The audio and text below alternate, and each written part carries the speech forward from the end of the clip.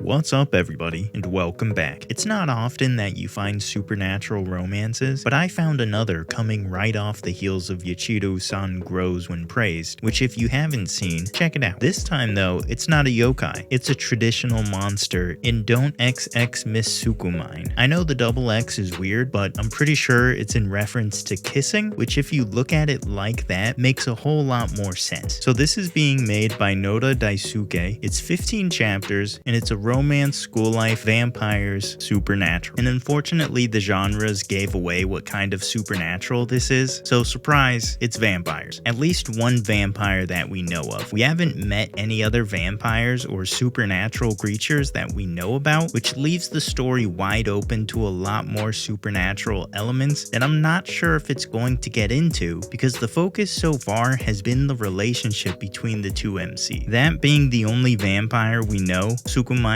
Chio, who is a first-year high school student that none of her classmates know is a vampire, except for Yoko Asahi. I know it says Hidaka Akira, but apparently that's a mistranslation, and the rest of the story going forward has his name as Yoko Asahi, so that's what I'm going to be referring to him as. But he's your typical loner that just by looking at him, you would probably never guess, but because he was always moving around and transferring schools, he says along the way he forgot how to make friends, which leads him to eating his lunch alone in the bathroom, until, at least today, he's interrupted by Chio, who came looking for him. Why? Because they're friends obviously, but also not really, at least not yet for Asahi, and as far as we know up to this point, I don't even know how long they've known each other, but they've at least known each other long enough for Chio to go looking for Asahi in the bathroom, but still not long enough for him to consider her his friend. So for Asahi at the beginning of this manga, Chio is just the popular center of class girl who only bothers him to suck his blood. Asahi is Chio's personal snack, and because he wants to spend his time quietly, he keeps this relationship hidden, which just seems logical because in this world so far, it doesn't seem like supernatural things are known, with both of them keeping the fact she's a vampire hidden, so I don't really think the world knows that they exist. But surprisingly, that's not the point of this story. In any other story like this, I would assume the plot would revolve around keeping the fact Chio's a vampire secret, but in this, it centers around how the fact she's a vampire affects her relationship with Asahi, which is surprising but refreshing, because instead of some kind of running and hiding type of story, we get a story about a kid who wants to be left alone and a vampire who has no desire to drag him out of his wanting to be left alone, which again is surprising. Most manga with a loner guy leans to getting him out of his shell and becoming a regular guy, but this doesn't care about that. Instead, it cares about setting the foundations for Chio being a vampire by basically saying in chapter 2 that none of the traditional vampire weaknesses apply to her except the stake through the heart, because you know that would kill anybody, and the only real vampire nature she has is her fangs and that she drinks blood. And I'm not even sure if she needs to. It really just seems like she loves Asahi's blood and doesn't actually need it to survive. It's just like a treat for her, because we do see her eating just regular food, a lot of regular food, but still just regular food. So maybe the blood kind of is able to supplement the amount of food she would have to eat. I'm not sure. They haven't gotten into any of that, and I don't know if they ever will. But it really just seems like she loves Asahi's blood, that she doesn't need it to actually survive, and it is just a treat. But again, I'm not sure about that either, because there have been times where it's like she's overwhelmed by her desire to drink his blood, and that leads her to just ignoring everything else that's going on and what he's saying. So I have no idea how far her vampire nature actually goes, but I'm actually okay with that, because it allows the story to focus on their relationship more so than on anything else. Throughout the manga, in every chapter, we see Asahi being moved more and more towards Chio in affection because of the blood sucking, and because she's becoming his first friend, or at least his first friend in a while. It obviously doesn't hurt that she's cute and they're doing something that may be considered intimate with Chiyo admitting she sucks his blood from his neck because it's exciting, but I think it's mostly from their shared secret relationship that is really propelling their relationship forward and towards each other at a pace that I love. Because even though this aspect of their relationship is definitely a secret, the fact that they do talk and they are friendly towards each other and they are friends is not a secret. Nor is it something that Asahi, like most gloomy guys, feels like he can't be friends with her or can't be around her because she's so perfect. That doesn't exist in this either. But it does take 5 chapters for them to exchange contact information and for Asahi to realize that they are friends. So there is that, as far as him being a little slow on that. But this manga really lives in the little storytelling moments. Like when they took a picture together to commemorate exchanging information, and Asahi, even though he calls Chiyo annoying, he immediately saves the photo of them. This is what makes this manga great. It's the fact that even though Chiyo is a vampire, it doesn't make a big deal out of it, and is telling a very grounded coming-of-age relationship story, just with the added flair of blood-sucking that has evolved from just that to more of a romantic gesture from Asahi to Chiyo. And even though the story takes much more of a grounded relationship approach, this added effect really makes this special. They're nowhere close to going out, holding hands, kissing, any of that. But because of Chiyo being a vampire, it's almost like the moments where she sucks Asahi's blood is becoming equivalent to those intimate moments in a typical romance story. Not because they say they are, but because of the individual dialogue Asahi has with himself and the reactions and expressions they give off before, during, and after it happened, as well as how Asahi uses it to kind of initiate intimacy, even though at first he didn't like it, but now he won't admit that he's enjoying it. And what he's really probably enjoying is how close it makes them. But that's a great part of Asahi's character. Yes, he's a loner and a little gloomy, but I think it's coming a lot more from him being awkward and not knowing how to interact with people because of all the moving around he did. So he doesn't know how to verbally express how he feels, or feels awkward about doing it, especially with Chiyo. So instead, he uses her desire to suck his blood to close the distance between the two physically. But more and more it's clear that he's just a normal guy who is decently smart and a little awkward. Chiyo, on the other hand, is the energetic and lively one who is a bit of an airhead and isn't good at academics. I wonder though where her energetic personality comes from, because she does make a statement that she finally gets to attend high school, so I have no idea how old she is and why she didn't go before, if she's old,